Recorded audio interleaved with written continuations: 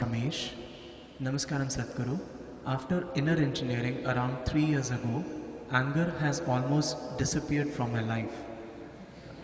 Other day I heard you mention that Sadhguru Sri Brahma was so intense that he was always angry. Since that day I have this question in my mind, am I not intense enough, and are there other people who lose their temper? Are they more intense than me?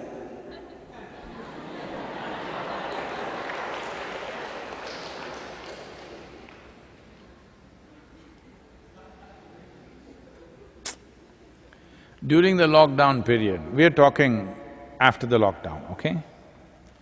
During the lockdown period, it so happened, Shankaran Pillai's wife had gone to her mother's parents' place and she got stuck there and he was stuck in their home. So she called at the end of 2 months and, all these days there were concerns about you whether going to live or die, so it was all about that. But now when she called because she's about to come back, "How's the house? Have you kept it well?" Shankaran Pillai looked around and said, well, all the house plants are dead. But don't worry, it looks like some are growing in the refrigerator.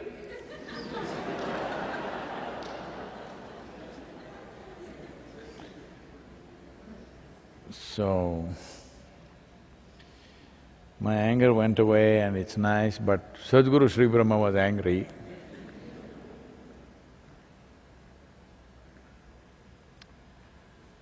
Well, his anger was a way of beating himself up because he was on a single-point mission in his life.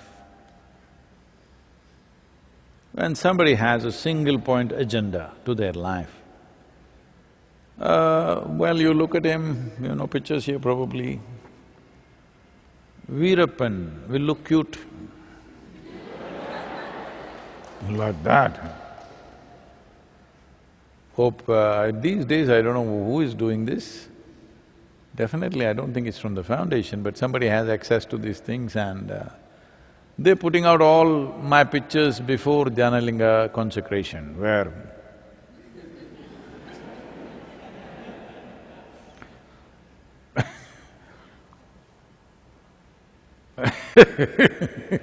when you have a single-point agenda to your life, you become in a certain way. And people who have single-point agenda,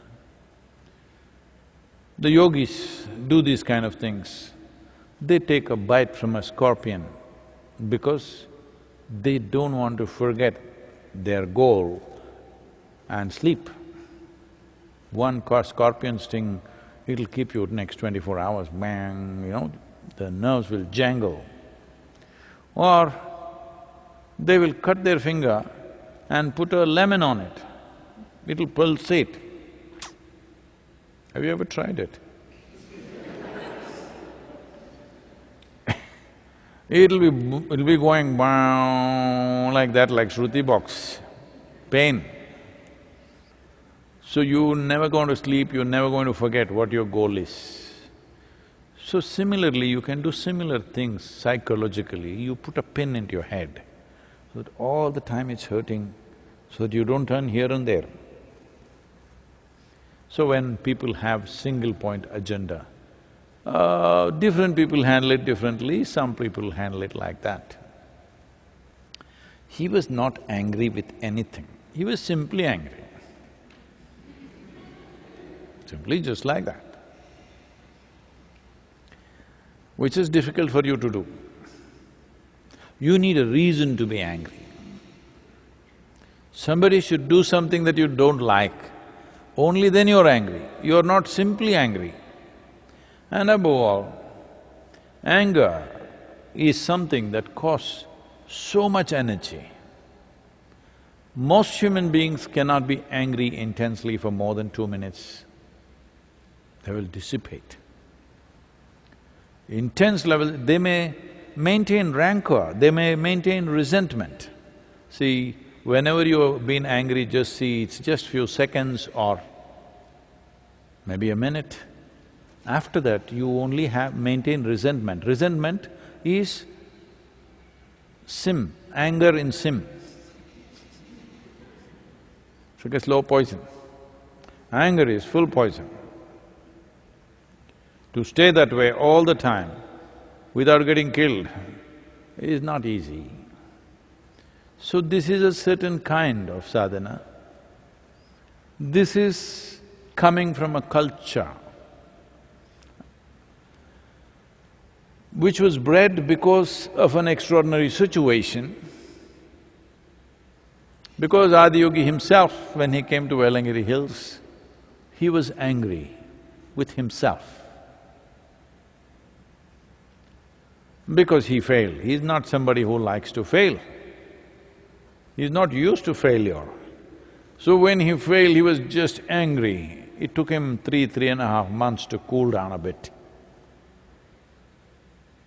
Because of that, he left certain kind of energies and he bred a certain type of yogis who took to the same thing because they're sidekicks, whatever Shiva does, do the same thing.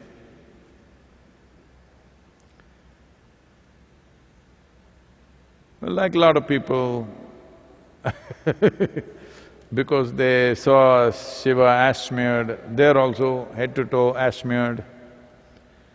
Because he looked intoxicated and they couldn't get it, so they started smoking.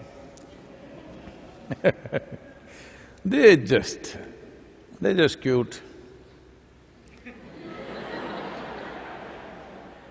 They are so enamored by him, they want to be like him some way. They carry the Trishul, all these things. It's a certain culture which has been bred like this.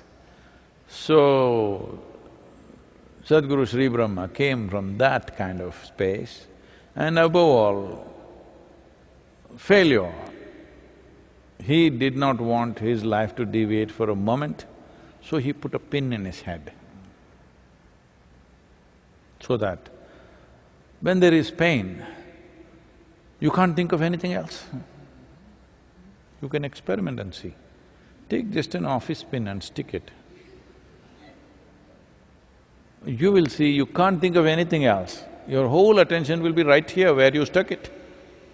So he stuck a pin in his head so that the pain will keep him on it all the time, the pain of failure. Otherwise, when you eat a good meal, you may forget your failure. Life works out well around you, it's a beautiful evening, you'll forget your purpose. So he doesn't want to fail this time, so he put a pin in his head. So he was like that. You know, when somebody's in pain, they very easily get angry also. You're in pain, if anybody touches you, oh!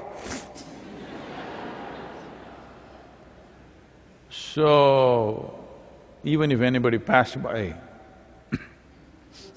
because conscious pain created so that no looking here or there, just this. You don't take that as an example, well, I'm here. I can also yell at you if you want, if that's what you like. The important thing is that it's conscious, it's not compulsive. So if you have come out of it and you're missing it, you may get it? Yes? This is the thing about consciousness. I've seen this happening to people around me sometimes. We initiate them into something big energy. In 3 days' time, they will ruin themselves because they have funny ideas, what they can do with it. The moment they feel little like this, they think, we can heal this guy, we can do that, we can manipulate this, that. In 3 days' time, they are totally messed up. Unfortunately, I have seen a few incidents like that, but I must tell you another one, a classic one. Well, there was a girl who had a very serious asthmatic condition. That kind where every 2 weeks she's in hospital for 2 to 3 days, just simply not able to breathe. Probably most healthy people won't understand what is asthma. Right now, I hear this virus is giving that experience. It's like drowning. Your breath is going away, but it doesn't go away. It's like through the night, it'll rake the body. Today there are all kinds of, cortisones and steroids and things, so people are finding relief. Otherwise, if you had seen asthmatic patients 30, 40 years ago, oh my God, I've seen some extreme ones. It'll just go on for hours. Literally they beg, they want to die, but there's no relief. Today, the moment this happens, they will take steroids and stuff, it just quietens down. You don't see people suffering like that anymore. They can easily fix it, there's enough medication. So, extreme case of asthma. Then I saw this girl spiritually fired up, but body not supporting. Then I stepped out of my line and did something with her. Asthma went away.